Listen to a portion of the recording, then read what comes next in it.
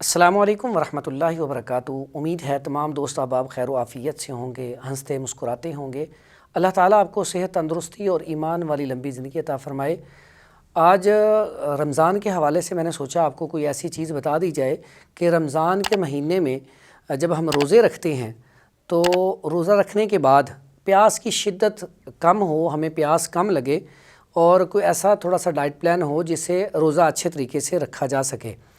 تو ویسے تو روزے کا تعلق جو ہے وہ تقوی کے ساتھ ہے کہ انسان جو ہے جب روزہ رکھتا ہے تو اگر تو اس کا توکل اور یقین اللہ تعالیٰ کے اوپر ہوتا ہے کہ انشاءاللہ میں نے روزہ اللہ کی رضا کے لیے رکھا ہے تو اللہ تعالیٰ ہی سے پورا کروائے گا، تو اسے کوئی تکلیف نہیں ہوتی۔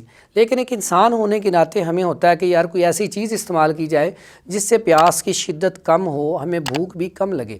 تو اس کے حوالے سے میں آپ کو ایک قہوہ بتانے لگا ہوں، لیکن اس سے پہلے تھوڑا سا میں آپ کو بتا دوں سحری اور افطاری کے حوالے سے کہ آپ سحری کے اندر اگر صبح سحری کرتے ہیں تو اس میں آپ اگر آپ کے پاس استطاعت ہے تو دیسی گھی والی چوری استعمال کی جائے اور ساتھ پراٹھا دیسی گھی کا استعمال ہو جائے، جو بھی سالن آپ نے گھر میں بنایا ہوا ہے۔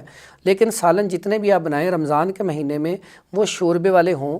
اگر آپ نے گوشت بھی کھانا ہے تو وہ سبزی کے اندر استعمال کر کے استعمال کیا جائے۔ تو اسی طرح دہی کا استعمال کیا جائے صبح، یا لسی کا استعمال کیا جائے، تو اس سے جو ہے پیاس کی شدت کم ہو جاتی ہے، روزہ اچھے طریقے سے جو ہے گزر جاتا ہے۔ لیکن اکثر لوگ چائے پیتی ہیں تو چائے کی بجائے اگر وہ قہوہ یہ والا استعمال کر لیں تو انشاءاللہ انہیں پیاس نہیں لگے گی۔ اور اگر یہ چائے میں بھی استعمال کر کے چیزیں استعمال کی جائیں تو اس سے بھی پیاس کی شدت میں کمی آ جاتی ہے۔ قہوہ بڑا آسان سا ہے، آپ کی کچن کی چیزیں ہیں۔